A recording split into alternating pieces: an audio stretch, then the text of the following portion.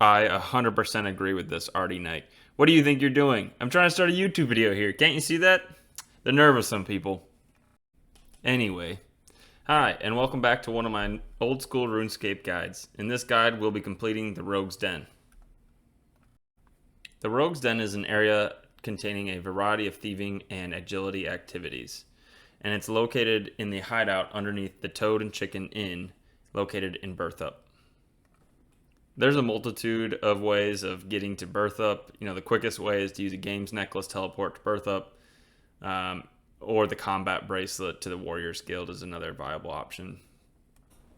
There is a variety of different features to the Rogue's Den. There's Brian Richard, who actually runs the Maze Minigame, who we'll be speaking to. There's Martin Thwaite, who runs the general store. There's Emerald Benedict, who runs the bank. And then there's Grace, which is the person you will be retrieving your graceful outfit from. Okay, so once we make our way into the den, you want to speak to Brian Richard to attempt the maze minigame. But please note, the minigame requires level 50 in both thieving and agility and cannot be boosted. Another note is that no items or gear are allowed inside the maze. So before you enter the maze, it is suggested that you drink a dose of stamina potion. After you've taken a dose of stamina potion and banked your items, it's time to speak to Brian Richard to start the maze. He will give you a mystic jewel, which you can use to leave the maze at any time. Alright, so now it's time to enter the maze. You're going to want to make your way over to this gate. I'm just going to show you a live recording of me doing the entire maze. I also have the RuneLight plugin here. It helps out immensely, but I'll talk you through all the steps as well. Alright, first off, we're going to search the floor trap to get by it. And then we're going to want to enter the contortion bars here. And then in order to get by the pendulum, you just click directly on it. As you can see here, we're going to want to run north along that edge to avoid the traps. And then we'll be able to click right on the next gate. Similarly, in this next room, you're going to want to click on the square shown here to avoid the trap, north, and then run across the traps as shown here. Then just simply run by those ones, and then we're going to climb up on this ledge and go across that. This is a perfect time for you to like this video and subscribe to my page. I would really appreciate it.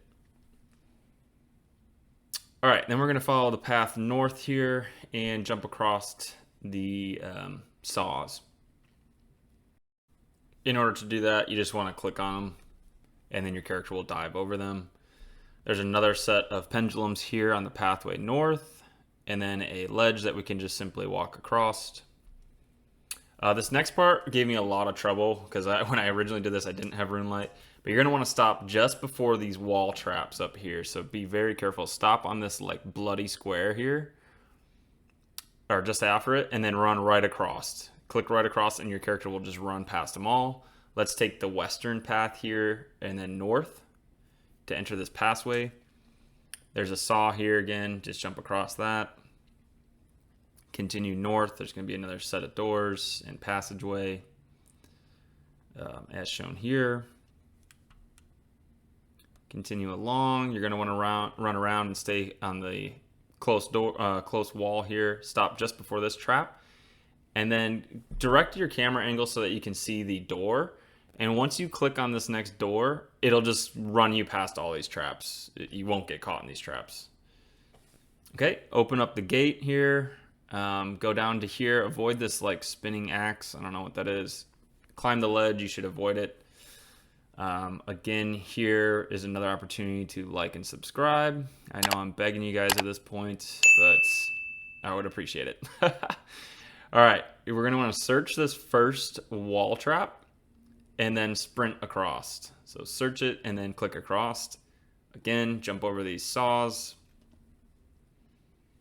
Pick up the tile shown here. It should be the southmost tile. Use that on the door.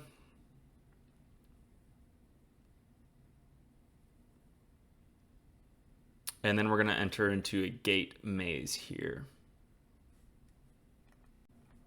Feel free to pause the screen here to follow this pathway through the gate maze, as this is the appropriate path.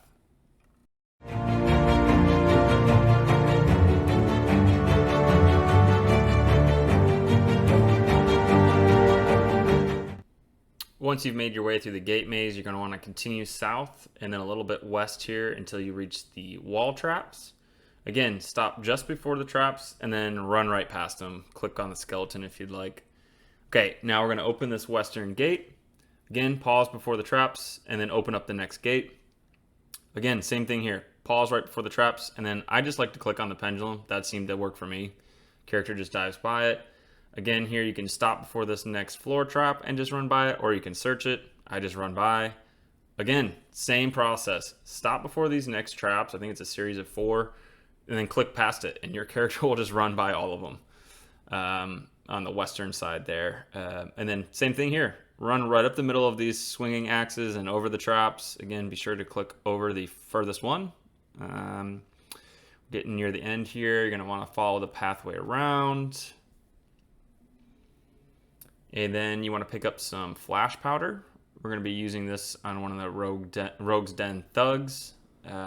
Click the powder. Click on one of the thugs. It should stun them long enough for you to run by. There should be another set of 2 pendulums. Again, just click on the pendulums. Diving into home base. Okay, follow the path here. And now we're at the end, so you're going to want to crack one of these safes, wall safes, and then you have a chance of getting either a rogue's equipment kit, or you get trapped like I just got here. Alright, so I felt like I needed to actually include a clip of me getting the rogue's equipment kit. So once you get that, you can open that and then choose between a rogue equipment piece, so like the mask, body, trousers, gloves, or boots, or you could use it to receive a rogue's like toolkit, which can be turned into a rope, chisel, tinderbox, or a spade. Whether you received a equipment kit or fell into a trap here at the end, you will receive both thieving and agility experience. And I'm just going to show a grid here that shows the chances of getting the rogue's equipment kit by your thieving level.